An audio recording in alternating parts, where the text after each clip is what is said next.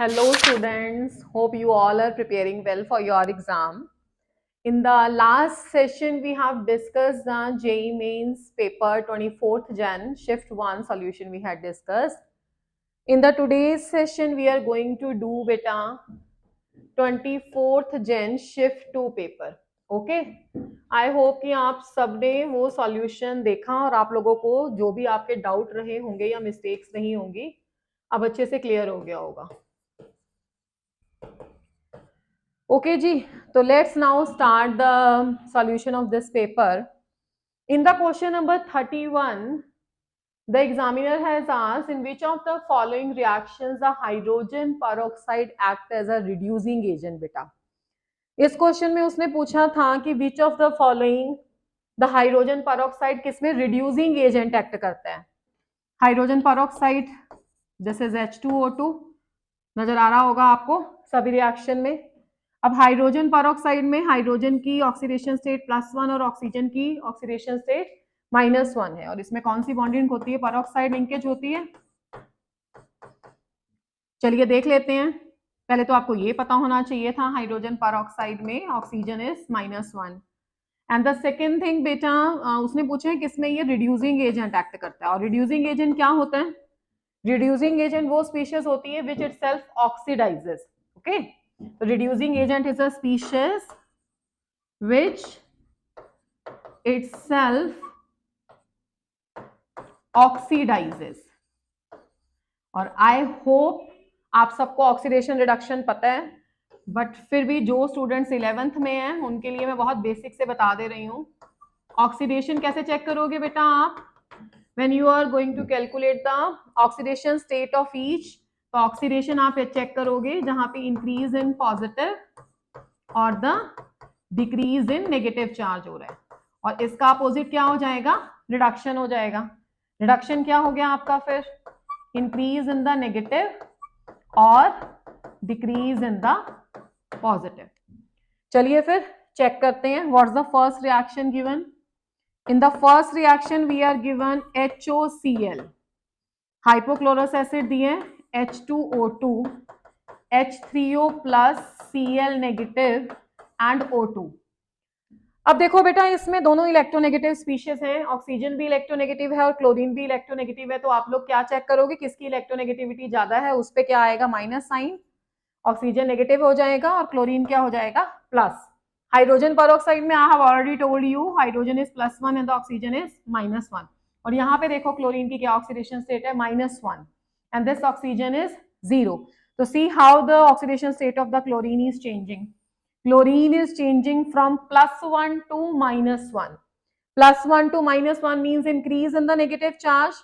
Increase in the negative charge means it is reduction. और बेटा जिसकी रिडक्शन हो रही है वो कौन सा एजेंट हो गया फिर? Oxidizing agent. Let's check out for the next. Oxygen के केस में this is -1 to 0. -1 to 0 means there is an increase in the positive charge beta. So increase in the positive charge means oxidation. Oxidation means the reducing agent. तो first ही option में देखो आपके पास आ गया hydrogen peroxide act as a reducing agent. ठीक है, तो इसमें रिड्यूसिंग एजेंट आ गया. बाकी फिर भी हम नेक्स्ट ऑप्शंस को एक बार चेक कर लेते हैं. PbS लेड सल्फाइड में this is +2, this is -2, this is +1 and this is -1. और PbSO4 में आप कैसे कैलकुलेट करोगे? देखो PbSO4 में आपको पता है ये +2 होता है और ये -2 होता है. इसमें से when you are going to check out the oxidation state of sulfur that comes out to be +6. ठीक है जी, तो यहाँ पे +6 हो गया और यहाँ पे this is +1 and -2. ओके, तो यहाँ पे ऑक्सीजन -1 से -2 चेंज हो रहा है. तो -1 से -2 means increase in the negative charge. Increase in negative charge means reduction. तो here it is acting as a oxidising agent not the reducing agent. तो ये ऑप्शन नहीं हो सकता था.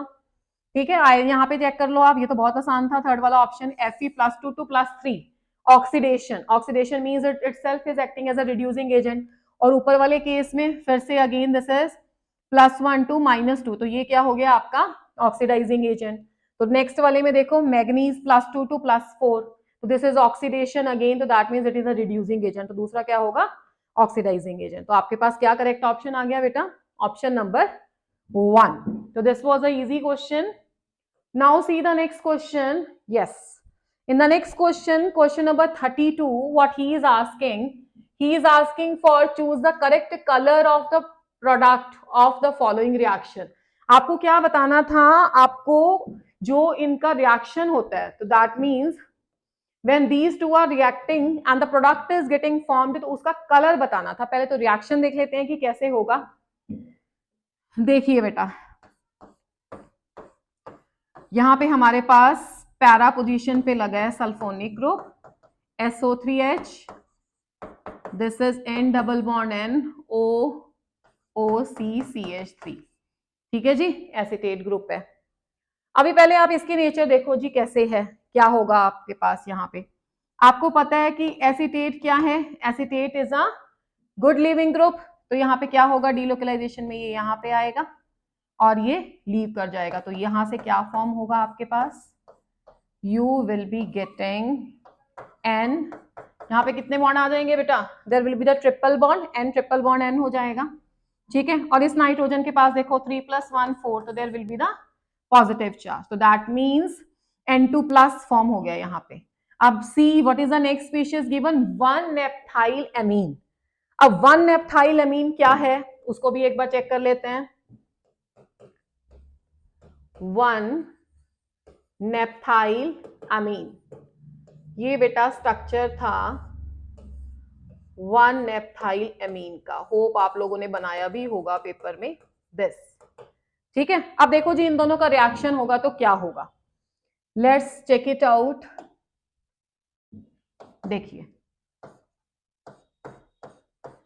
When we are using here, हम क्या करते हैं, हम इसके let's write the electrons in this manner so that थोड़ा आपको इसका डीलोकलाइजेशन क्लियर हो जाए।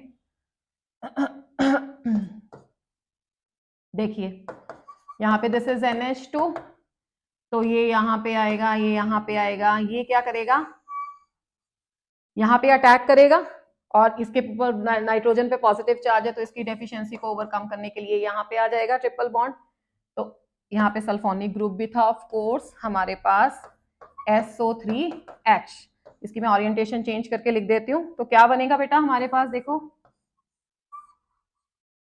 सल्फोनिक एसिड को एज इट इज ही रखेंगे, this this this this this. यहाँ पे आ गया आपका सल्फोनिक ग्रुप SO3H और यहाँ पे आपका आ गया N triple bond will change to double bond. इसके साथ आप इसको ज्वाइन करोगे इस तरीके से और यहाँ पे NH2। तो बेटा जी इस रिएक्शन में आपके पास क्या फॉर्म हो रहा है? एजोडाई फॉर्म हो रहा है। ठीक है जी, और कौन सा कलर होता है इसका? You have done this many times in the questions. कौन सा कलर होता है इसका? एजोडाई का रेड कलर। तो this will be the option number 2।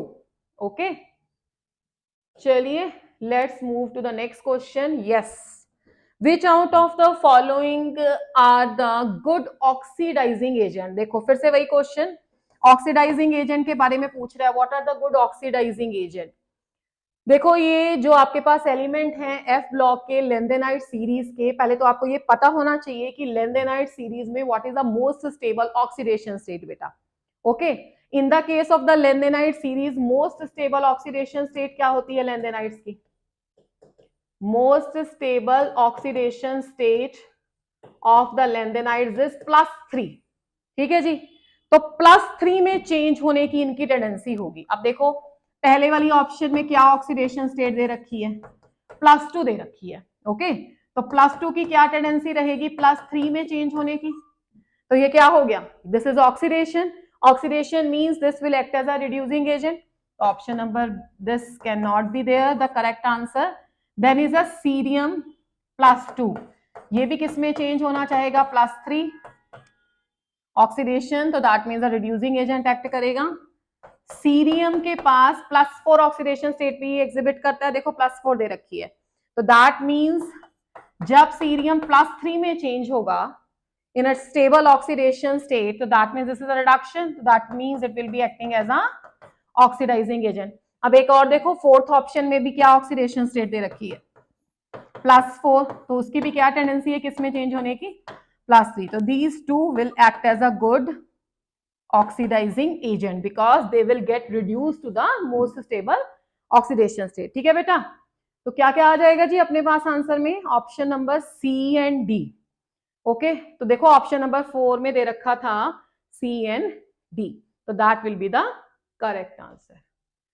चलिए जी, let's move ahead.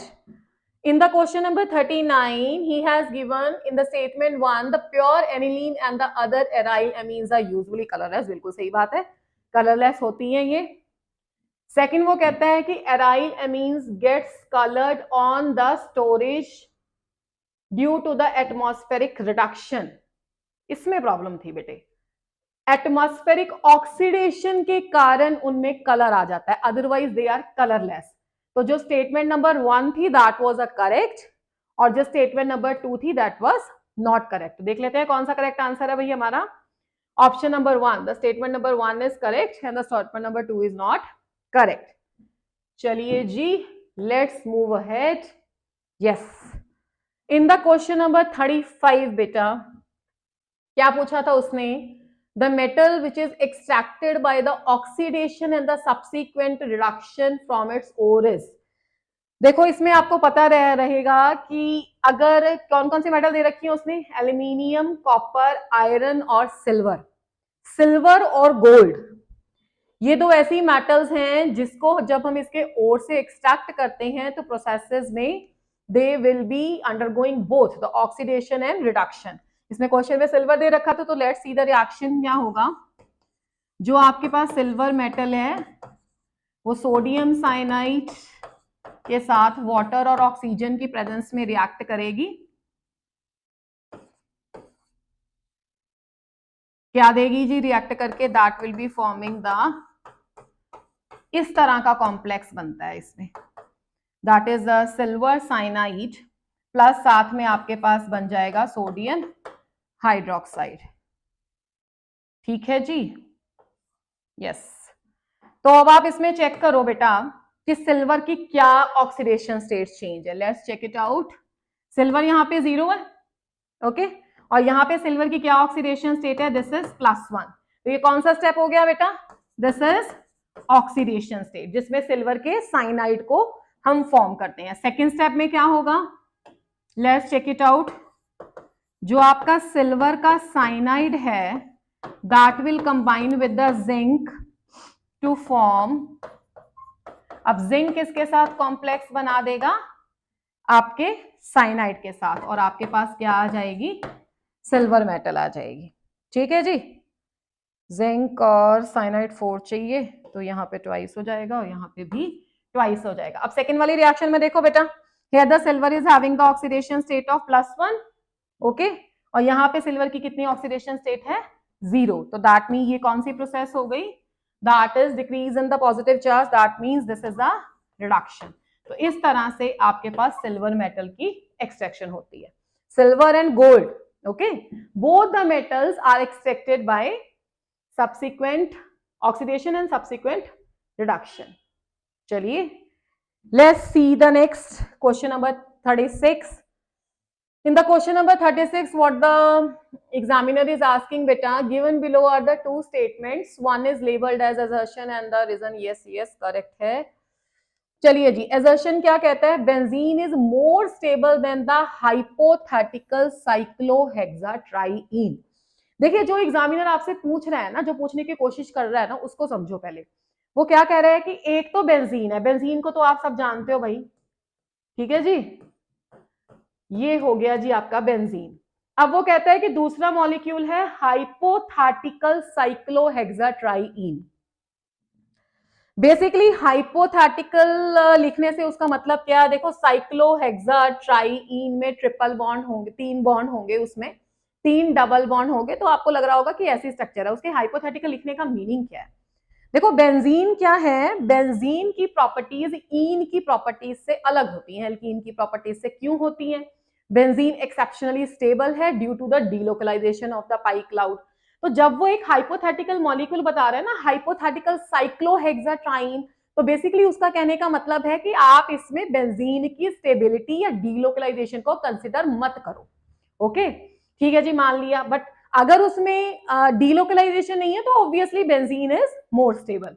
Now in the reason what he has given, जो हम देखो डिस्कस कर रहे हैं वही दे रखा, delocalized pi electron cloud is attracted more strongly by the nucleus of the carbon atoms. In the light of the above statement you have to pick out the correct one. तो वो कह रहे हैं कि बेंजीन की exceptional stability का reason क्या है, वो हमने अभी डिस्कस किया कि जो आपके पाई इलेक्ट्रॉन्स हैं वो क्या कर रही हैं, वो डीलोकलाइज हैं, 6 कार्बन एटम के जो न्यूक्लियस हैं उनके साथ स्ट्रांगली अट्रैक्टेड है।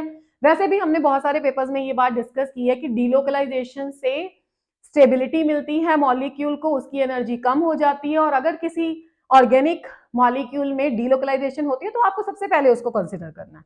ठीक है, तो इसका रीजन भी करेक्ट है और असर्शन भी करेक्ट है, end of course the assertion की करेक्ट एक्सप्लेनेशन है reason.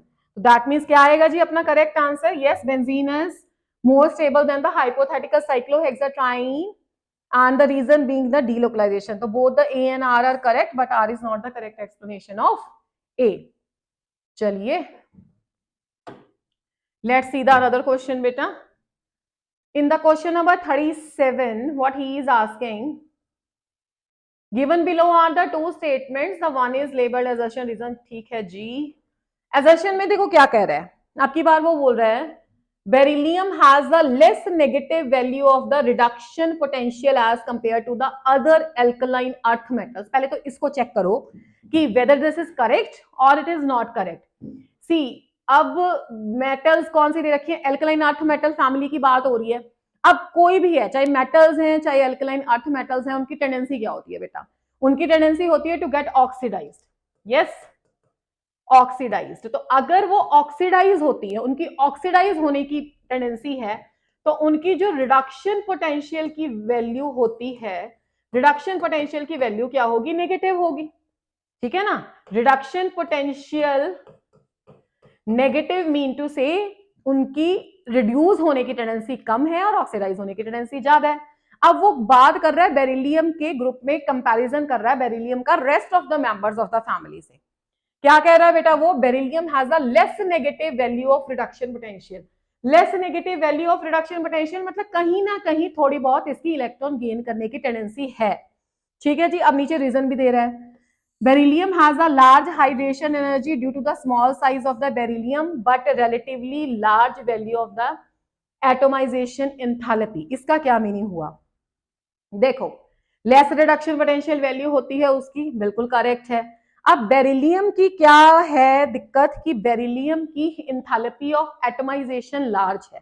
Enthalpy of atomization large होने का मतलब होता है कि बेरिलियम अपने क्रिस्टल लैटिस में दूसरे एटम से इतनी ज्यादा स्ट्रॉन्ग फोर्स से जुड़ा है कि उसको सेपरेट करने में हमें ज्यादा एनर्जी लग रही है। तो अगर उसको सेपरेट करने में ज्यादा एनर्जी लगेगी तो उसकी ऑब्वियसली इलेक्ट्रॉन लूज करने की टेंडेंसी कम होगी। क्यों कम होगी, क्योंकि अगर हम उसे सेपरेट ही नहीं कर पाएंगे, हमें क्या करना होता है, आइसोलेटेड एटम से इलेक्ट्रॉन को रिमूव करना होता है। तो अगर आइसोलेट ही नहीं हो पाएगा बेटा तो फिर कैसे होगा उसमें से इलेक्ट्रॉन रिमूव। सेकेंडली उसकी हाइड्रेशन एनर्जी ज्यादा है, यस हाइड्रेशन एनर्जी ज्यादा है क्योंकि बेरिलियम का साइज स्मॉल है, हमें पता है हाइड्रेशन एनर्जी किस पे डिपेंड करती है, साइज पे। साइज जितना कम होगा उसकी हाइड्रेशन एनर्जी ज्यादा होगी। तो बोथ द करेक्ट, उसकी लेस नेगेटिव रिडक्शन पोटेंशियल होने का रीजन ये है कि उसकी एंथैल्पी ऑफ एटमाइजेशन ज्यादा है और उसका छोटा साइज होने के कारण उसकी हाइड्रेशन एनर्जी भी ज्यादा है। तो दैट मींस क्या हो जाएगा इसका answer, both option A and R are correct and R is a correct explanation of. अच्छा जी, हमने नॉट वाला लगा दिया तो हमारे पास आएगा दिस वन, इसको हटा देते हैं जी। चलिए let's move toward the next question. Yes, Which of the following cannot be explained by the crystal field theory? इनमें से कौन सा crystal field theory explain नहीं कर पाई थी बेटा? देखो VBT के जो भी limitations थे उनको ओवरकम करने के लिए हमारे पास क्या है, crystal field theory है। पर क्रिस्टल फील्ड थ्योरी में भी कुछ ड्रॉबैक्स थे जिसे आगे जाके LFT एक्सप्लेन करती है, पर चलो आप लोगों ने CFT तक ही पढ़ना है। क्या कह रहा है वो? पहली बात तो स्टेबिलिटी ऑफ मेटल कॉम्प्लेक्सेस को ये it cantt B explain, this is absolutely wrong. Stability of complexes को इसने एक्सप्लेन किया था, कौन सा कॉम्प्लेक्स स्टेबल होगा, कौन सा कॉम्प्लेक्स नहीं स्टेबल होगा। इवन की इसने तो CFSE की कैलकुलेशन तक भी करके दिखा दी थी कि किसी कॉम्प्लेक्स के फॉर्मेशन में कितनी एनर्जी रिलीज होती है, तो this can not be true. Order of the spectrochemical series, yes. Magnetic properties of the transition metal complexes was the drawback of VBT, तो ये भी नहीं हो सकता। CFT का तो सक्सेस है ये। कलर DD ट्रांजिशन कैसे हुई है T2G2EG, वो किसने एक्सप्लेन किया? CFT ने, तो ये भी नहीं हो सकता। Yes, this is the correct answer. कैसे? देखो बेटा, आप क्या करते हो, स्पेक्ट्रोकेमिकल सीरीज में पोजीशन ऑफ द लिगेंड देख के बताते हो कि इसमें हाई स्पिन कॉम्प्लेक्स बनेगा या लो स्पिन कॉम्प्लेक्स बनेगा। अब अगर आपको स्पेक्ट्रोकेमिकल सीरीज में पोजीशन लर्न नहीं है तो यू कांट एक्सप्लेन। ठीक है, अब देखो CFT का बेस क्या था? CFT ने कहा VBT was considering the bond between the metal and the ligand to be covalent, but the CFT was considering the bond between the metal and the ligand to be electrostatic, mostly उसने electrostatic बताया। तो अगर electrostatic है तो जो आपके anionic ligand होंगे बेटा, इन the case of anionic ligands, उनका फिर मेटल के साथ स्ट्रॉन्ग अट्रैक्शन होना चाहिए। यस और नो? स्ट्रॉन्ग अट्रैक्शन होना चाहिए।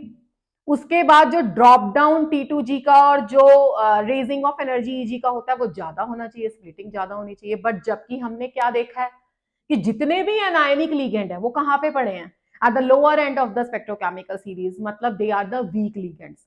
तो दैट मीन्स वो किस तरीके से रखे गए हैं स्पेक्ट्रोकेमिकल सीरीज में, वो ये ऑर्डर नहीं एक्सप्लेन कर पाई थी। उसको एक्सप्लेन करने के लिए LFT होती है, जो कि आप लोगों के सिलेबस में नहीं है, बट हमें बस इतना पता होना चाहिए यहाँ की लिमिटेशन का कि order of the ligands in the spectrochemical series was the drawback of this.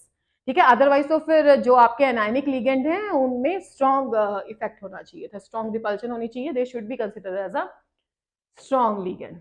ठीक है जी। नेक्स्ट क्वेश्चन 39, केमिकल बॉन्डिंग से बहुत आसान क्वेश्चन था बेटे। क्या कहा है उसने? What is the number of the unpaired electrons in the highest occupied molecular orbital of the following species? क्या क्या स्पीशीज दे रखी हैं? N2। N2 में कितने इलेक्ट्रॉन होते हैं बेटा? Number of electrons are in N2, these are 14, atomic number is 7, तो electrons are 14। तो जब हम 14 इलेक्ट्रॉन्स के केस में देखते हैं तो किस तरह का सीक्वेंस फॉलो होता है? That is sigma 1s, sigma anti bonding 1 है, सिग्मा 2 है, सिग्मा एंटी बॉन्डिंग 2 है। आप इसको लीव भी कर सकते हो, K और L लिख के, KKLL। फिर उसके बाद क्या आता है? इन the case of the electrons 14 आपके पास फिलिंग होगी पहले π2px, π2py, फिर सिग्मा 2pz। तो करो बेटा इसमें इलेक्ट्रॉन फिल 2 4 6 8 10 12 एंड 14। तो कितने इलेक्ट्रॉन्स आ जाएंगे इसमें? सिग्मा 2pz में 2। उसने क्या पूछा कि highest occupied molecular orbital, highest occupied molecular orbital क्या होता है बेटा? होमो, है ना? तो ये हाई एनर्जी का है, वैसे तो आपको यहां से भी नजर आ रहा होगा, पर अगर मैं इसको छोड़ दूं तो हम कैसे लिखते हैं? इस तरीके से। ठीक है जी, ये क्या हो गए आपके π2px, π2py, then is the sigma 2pz, फिर उसके बाद पाई स्टार 2px बेटा, then is a pi star 2py, then is sigma star 2pz। ठीक है जी, अब हम इलेक्ट्रॉन फिल करेंगे इनमें, दिस दिस दिस दिस। अब मुझे बताओ कौन सा हो गया होमो? ठीक है, होमो इज सिग्मा 2pz। तो ये हो गया जी होमो।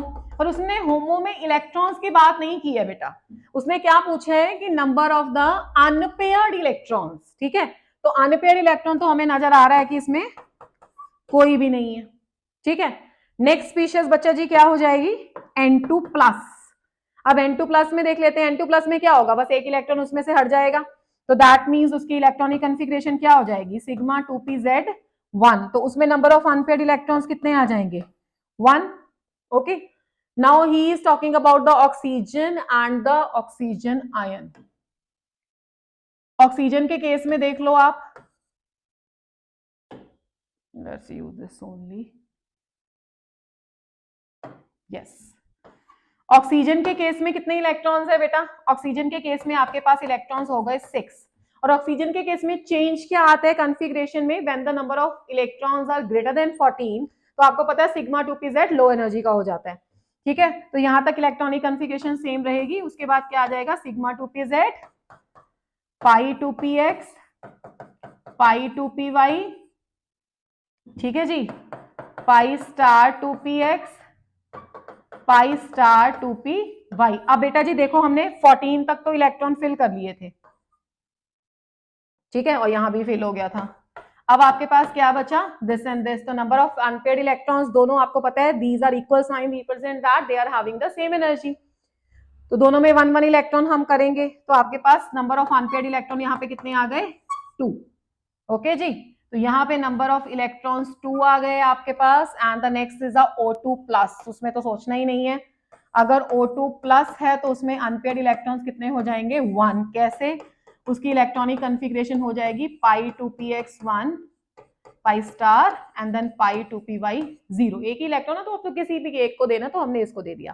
तो एक बार चेक कर लेते हैं कितने कितने अनपेयर्ड इलेक्ट्रॉन आए। देखो फर्स्ट वाले केस में ऑप्शन N2 वाले केस में नंबर ऑफ अनपेयर्ड इलेक्ट्रॉन 0, ठीक है जी।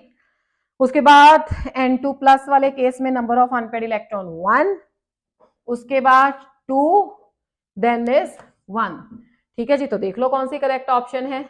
N2 के केस में 0, तो these two options can not be there. N2 plus के केस में 1, ठीक है जी। फिर उसके केस में ऑक्सीजन के केस में 2, देन O2 प्लस के केस में 1। तो option number 2 was a correct option. तो that was a easy question बेटा। चलिए नेक्स्ट क्वेश्चन नंबर 40। ओके जी, इन द क्वेश्चन नंबर 40 ये भी आपका टाइट्रेशन से क्वेश्चन था, इलेक्ट्रोकेमिस्ट्री से भी कह सकते हो आप। Conductometric titration benzoic acid versus the sodium hydroxide के बीच में करी गई है। और आपको क्या चेक करना है बच्चा जी? Correct nature of the graph. देखो आपके पास बेंजोइक एसिड है C6H5COOH, this is a benzoic acid बेटा। अब बेंजोइक एसिड को अगर आप एक्वस फॉर्म में लोगे तो आपको पता है कि ये क्या है? एक वीक एसिड है। तो C6H5CO negative aqueous plus H3O plus, तो ये बनेगा। अब उसमें क्या डाला गया है? उसमें डाला गया है सोडियम हाइड्रोक्साइड, ठीक है जी। अब सोडियम हाइड्रोक्साइड कैसा है बेटा? ये तो स्ट्रॉन्ग इलेक्ट्रोलाइट है। तो चलिए, तो let's use this. Sodium hydroxide क्या दे देगा अपने पास? Na plus and OH negative. अब जो आपके पास ये आयन बना, ये सोडियम के साथ कंबाइन करके क्या बना देगा? C6H5CONA, ठीक है जी। बाद में उसने किसकी एडिशन की है? सोडियम हाइड्रोक्साइड की। अब आप देखो इसको समझो, सोडियम हाइड्रोक्साइड की लास्ट में एडिशन करी थी, पहले उसने क्या लिया? Benzoic acid. ये वीक एसिड है, तो जब स्टार्टिंग में आपके पास बेंजोइक एसिड रहेगा तो थोड़ी सी इसकी कंडक्टेंस कम होगी। अब थोड़ी सी कंडक्टेंस कम किस में है? देखो इसमें इंक्रीज कर रही है, ये नहीं हो सकता। इसमें बिल्कुल कांस्टेंट है, ये नहीं हो सकता है। तो इसमें भी डिक्रीज है पर बहुत ज्यादा डिक्रीज है, ठीक है जी। तो थोड़ी सी डिक्रीज हुई। फिर उसके बाद क्या बन गया अपने पास? उसके बाद बन गया अपने पास sodium acetate, sodium benzoate, sorry C6H5 है ना, हाँ जी। तो ये स्ट्रॉन्ग इलेक्ट्रोलाइट है, तो स्ट्रॉन्ग इलेक्ट्रोलाइट के कारण कंडक्टेंस क्या हुई? बड़ी। तो देखो जो सबसे फर्स्ट पोर्शन है ना ग्राफ का, फर्स्ट पोर्शन है ग्राफ का, इसके कारण क्या हुई आपके पास? कंडक्टेंस ये वीक था तो स्लाइटली ड्रॉप हुआ बेटा, स्लाइटली ड्रॉप हुई। उसके बाद आपके पास जब सॉल्ट की फॉर्मेशन हुई यहां पे, तो यहां पे कंडक्टेंस क्या हुई? इंक्रीज हुई। अब जब NaOH की एडिशन आप एंड में कर रहे हो, वो तो आपको पता ही है कि ये बहुत स्ट्रॉन्ग इलेक्ट्रोलाइट है, एक्वस फॉर्म में लेंगे, वो आपको पता ही है वैसे तो क्या हो जाएगा? एक शार्प इंक्रीज आएगा। तो इस पे आएगा शार्प इंक्रीज। तो कौन सी का वो होगी बेटा? फिर 2 नहीं हो सकता। The correct answer is option number 1। इसमें थोड़ी सी पहले डिक्रीज हुई, फिर इंक्रीज हुई और फिर शार्प इंक्रीज हो जाती है। इसमें आएगा आपके पास volume of NaOH over to this side, और इसके पास आ जाएगी आपकी कंडक्टेंस, ठीक है बेटा। तो this was a question number 40 जी। Let's move ahead. Yes, question number 41, good question. बहुत आसान भी था। Which will undergo the deprotonation most readily in the basic medium. Deprotonation का क्या मीनिंग हुआ बेटा? डीप्रोटोनेशन का मीनिंग हुआ कि कौन H+ का लॉस जल्दी करता है। ठीक है जी, let's see the option. Option number A देखो, दिस क्या दिया हुआ बेटा? डाई कीटोन दिया है। हमने लास्ट वाली वीडियोस में भी डिस्कस किया था कि जब भी आपके पास एसिडिक कैरेक्टर का क्वेश्चन आए, डीप्रोटोनेशन का मतलब H+ लॉस ही है ना बच्चा, H+ का लॉस होगा मींस वो एसिडिक है। तो एसिडिक कैरेक्टर का क्वेश्चन आए तो आप देख लिया करो कि उसका कंजुगेट बेस स्टेबलाइज हो रहा है या नहीं हो रहा है। तो अब यहाँ पे आपको पता है carbonyl strong electron withdrawing group है, तो यहाँ पे ये वाला जो CH2 है ये आपके पास एक्टिव मिथिलीन ग्रुप है। ठीक है, या आप ऐसे भी बोल सकते हो कि these are the acidic hydrogen atoms. ठीक है ना, एसिडिक हाइड्रोजन एटम्स। तो देखो क्या होगा अगर मैं इसमें से H+ का लॉस करती हूं। अगर इसमें से H+ का लॉस होगा तो यहां पे क्या बन जाएगा? कंजुगेट बेस बना ना, देखो इस तरीके से यहां पे बन गया आपके पास ऐसे और ये। अब देखो ये इसके साथ डीलोकलाइजेशन में इन्वॉल्व है बेटा, ये इसके साथ डीलोकलाइजेशन में इन्वॉल्व है। ठीक है जी,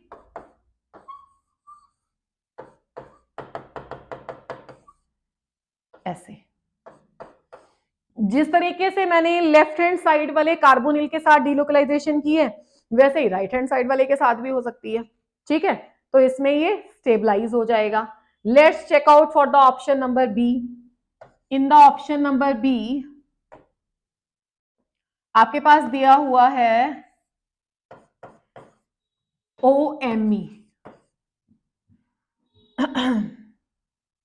ठीक है जी, अब देखो इस एस्टर वाले केस में क्या होगा।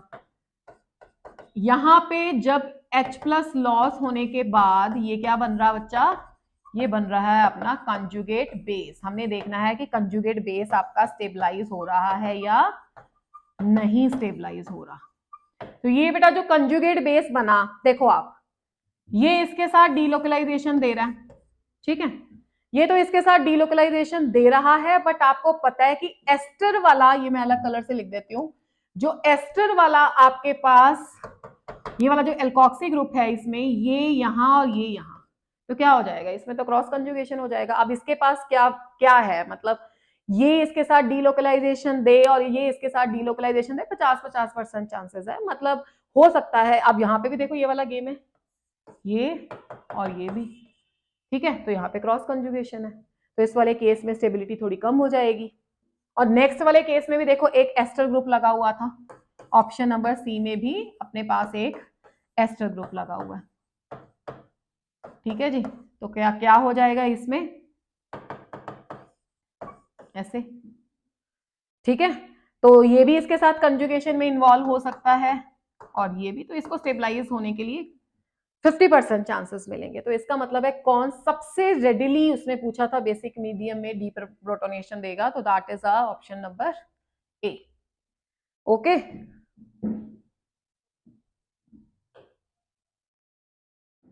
in the question number 42 beta, what he is asking, identify the correct statement about the alkali matters. ठीक है जी, let's see the order of the standard reduction potential of the, क्या ऑर्डर दे रखा है हमें फर्स्ट ऑप्शन में, that is G, sodium, rubidium and the lithium. Standard reduction potential of sodium is greater than rubidium, then is lithium. This is correct. Caesium iodide is highly soluble in water, ये आपको पता है wrong है। Caesium का size बहुत बड़ा होता है, जितना किसी एलिमेंट का आयन का साइज बड़ा होगा उतनी उसमें क्या होगी? लेस हाइड्रेशन एनर्जी होगी, लेस वाटर के मॉलिक्यूल्स को अट्रैक्ट करेगा। तो second is wrong, this was a correct. In the option number C, the lithium carbonate is highly stable to heat, that is also wrong बेटा। Lithium carbonate आपका not stable to heat, ये क्या करता है? Stable monoxide बना के carbon dioxide release कर देता है। Potassium dissolve in the concentrated liquid ammonia is blue in the colour and the paramagnetic. आपको पता है कि मेटल्स का जब लिक्विड अमोनिया में सॉल्यूशन लेते हैं, whenever the metals dissolve in the liquid ammonia, okay तो क्या होगा, मेटल का एक अमोनिएटेड कैटायन फॉर्म होगा और एक आपके पास हो जाएगा इलेक्ट्रॉन, सॉल्यूशन कंडक्टिंग होता है बेटा। ओके और इलेक्ट्रॉन, और ये अब उसने बोला है कि that is blue in colour, yes it is colour है। कलर किसके कारण आता है, इसके कारण आता है।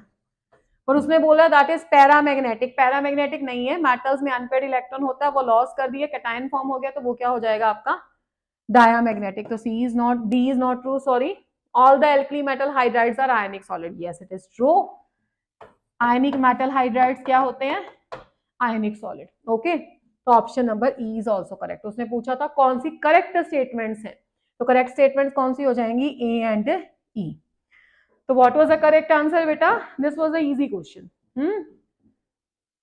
ए एंड ई, तो that is a fourth. Let's see the question number 43। Question number 43, जिन लोगों ने पिछले पेपर्स की सॉल्यूशन देखा है वहां पे भी मैंने बोला था कि ऐसा क्वेश्चन देखो आ सकता है, और इस पेपर में इस शिफ्ट में था। कोबाल्ट पे क्या ऑक्सीडेशन स्टेट है, +3, क्योंकि अमोनिया न्यूट्रल है बेटा। बाकी आपके पास अमोनिया है, कोबाल्ट +3 क्या हो जाएगा, high oxidation state of metal और अमोनिया। तो मैंने क्या बोला था, यहाँ पे एक स्ट्रॉन्ग फील्ड लिगेंड एक्ट करेगा, या आप ऐसे बोल सकते हो कि पेयरिंग होगी। वैसे तो ये बॉर्डर लाइन केस है, ठीक है। तो आप इसको मेटल की हाई ऑक्सीडेशन स्टेट से लर्न करोगे। कोबाल्ट 3+ कितना हो गया, दिस इज 3d6, अब पेयरिंग हो जाएगी तो कैसे आएगा बेटा, 1 2 3 4 5 6, आपके पास बाकी क्या बच गया, दिस इज D2S, 3D लिख लेते हैं इसे, ये 4S हो गया और ये P। तो हाइब्रिडाइजेशन क्या हो जाएगी जी, D2sp3। D2sp3 hybridization means inner D complex, और कॉम्प्लेक्स कैसा है आपका, डायामैग्नेटिक, ठीक है बच्चा, दिस इज डायामैग्नेटिक। तो क्या आ जाएगा जी, D2sp3 एंड डायामैग्नेटिक। ओके तो let's move ahead toward the question number 44। Yes ये क्वेश्चन इजी था। करेक्ट स्टेटमेंट, अरे average human being consumes nearly 15 times more air than food. बेटा पता था तो इजी था ये क्वेश्चन, बेसिक था बहुत। यस बिल्कुल सही है, 15 टाइम्स ज्यादा एयर एक एवरेज ह्यूमन बीइंग लेता है। बस इसी के बारे में उसने बात की है, उसने कहा है कि फूड ज्यादा लेता है, हवा ज्यादा चाहिए आपको, ये देखिए खाना ज्यादा चाहिए, ठीक है जी, एयर ज्यादा चाहिए, तो पहला ऑप्शन करेक्ट था। और थर्ड वाले में कह रहा है 100 टाइम्स मोर एयर, इतना भी नहीं भाई, और लास्ट वाले में बोलता है इक्वल, तो that was option number 1 was a correct, that is a fact based question. Now see the next question. In the question number 45, we are being given the two reagents with the alkene. क्या क्या reagent दे रखे थे बेटा, देखो इस तरीके से हमें इन दे रखा है। एक तो दे रखा है बी वाले केस में ऑक्सीमर्क्यूरेशन डीमर्क्यूरेशन का रिएक्शन था, वो आपको पता है, ये तो वैसे आप ऑप्शन छांट के भी आराम से हो सकता था। चलिए let's do it with the mechanism. क्या हो जाएगा, अच्छा ऑक्सीजन नहीं है यहाँ पे, एल्कीन ही है, ठीक है जी। चलिए हाँ जी इस वाले में क्या होगा, देखिए पहले ऐसे साइक्लिक फॉर्म होगा, ये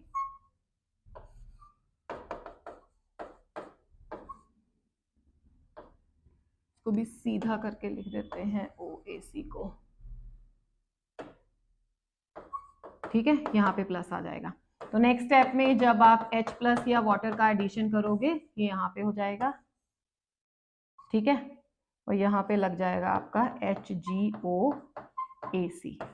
फिर हमारे पास सोडियम बोरॉन हाइड्राइड है और आपके पास एक लग जाएगा यहाँ पे OH। सोडियम बोरॉन हाइड्राइड से करोगे तो आपके पास ये ग्रुप लीव कर जाएगा, यानी कि अपने पास कुछ ऐसा प्रोडक्ट बनेगा, ऐसा ऐसा ऐसा, एक इसमें OH लगा हुआ है, ठीक है जी।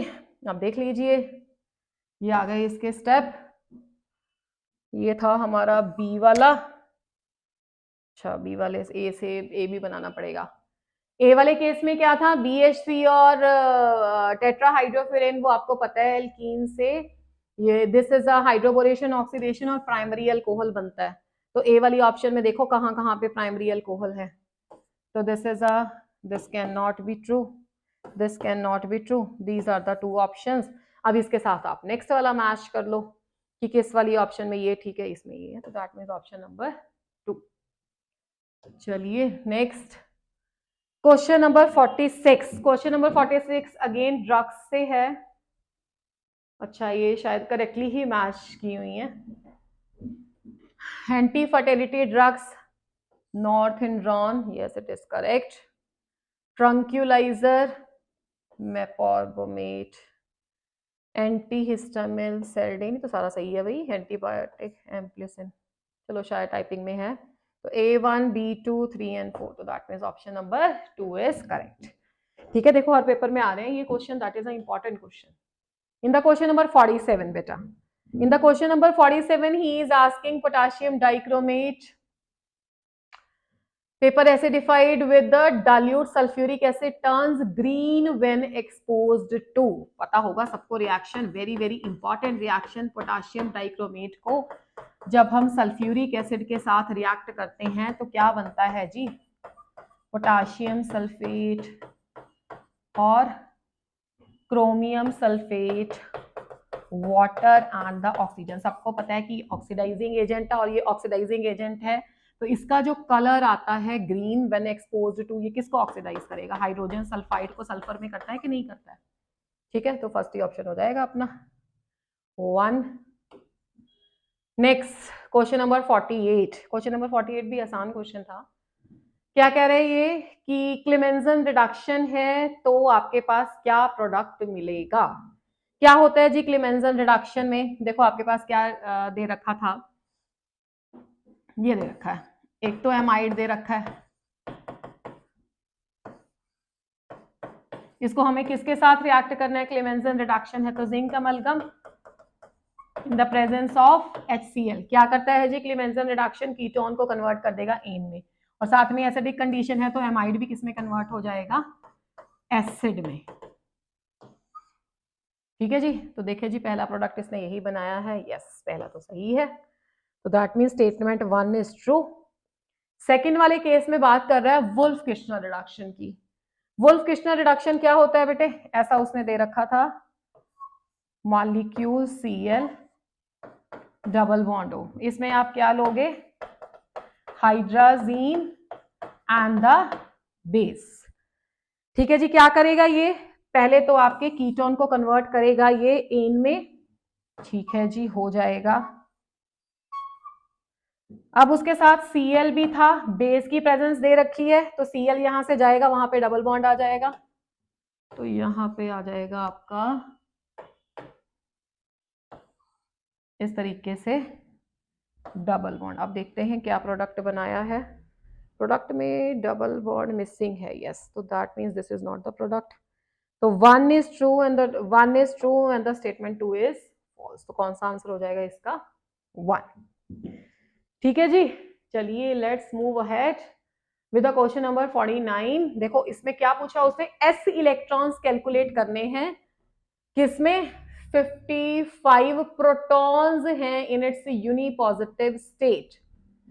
अच्छा जी, तो यूनिपॉजिटिव स्टेट में देखो बिल्कुल आसान क्वेश्चन था, periodicity से, चाहे आप किसी से भी कह लो, periodicity से कह लो, एटॉमिक स्ट्रक्चर से कह लो, बहुत बेसिक केमिस्ट्री से क्वेश्चन था। उसने बोला है कि प्रोटॉन्स कितने हैं भाई? 55, और हमें पता है प्रोटॉन्स 55 है, तो उसके पास एटॉमिक नंबर भी कितना होगा? 55। और बाकी उसने बोला number of the s electron present in the ion with the 55 protons in the unipositive oxidation state. ठीक है, यूनिपॉजिटिव ऑक्सीडेशन स्टेट मतलब आपकी मेटल क्या है? 1+। अगर तो आपको एटॉमिक नंबर याद है तो बहुत अच्छी बात है, नहीं तो let's write the noble gas configuration से कर लो कि ज्यादा आसान लगेगा। ठीक है जी, क्या इलेक्ट्रॉन 2 हो जाएगा, यहाँ पे 10 हो जाएगा, 18 हो जाएगा, 36 हो जाएगा, 54 हो जाएगा और 86 हो जाएगा। अब लिख देते हैं फटाफट इसकी इलेक्ट्रॉनिक कॉन्फ़िगरेशन। और देखो ये वैसे तो पता लग रहा होगा आपको यहाँ से, but let's do it. 2s2 हो गया, ये s2p6 हो गया, दिस इज 3s2p6 हो गया बच्चा, this is 3d10, 4s2p6, this is 4d10, 5s2p6, और यहाँ पे क्या आ जाएगा बेटा जी? 4f14, 5d10, 6s2 and p6। अब आप देखो कि किस किस के बीच में 55 लाई करेगा, जीनॉन और रेडन के बीच में। तो जीनॉन और रेडन के बीच में बेटा जी लाई कर रहा है, तो उसकी इलेक्ट्रॉनिक कॉन्फ़िगरेशन क्या होगी, 54 तक तो P6 हो गया, तो यानी कि उसकी इलेक्ट्रॉनिक कॉन्फ़िगरेशन होगी 6s1।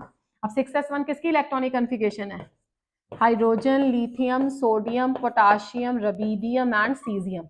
1 है, 2 है, 3 है, 4 है, 5 है, 6 है, ठीक है, तो यहाँ पे 6s1। अब उसने बोला है ये सीजियम की है बेटा, सीजियम है, बट उसने यूनि पॉजिटिव बोला है तो सीजियम प्लस हो जाएगा, बस आपको सीजियम की इलेक्ट्रॉनिक कॉन्फ़िगरेशन लिखनी थी, मोरओवर सीजियम प्लस की।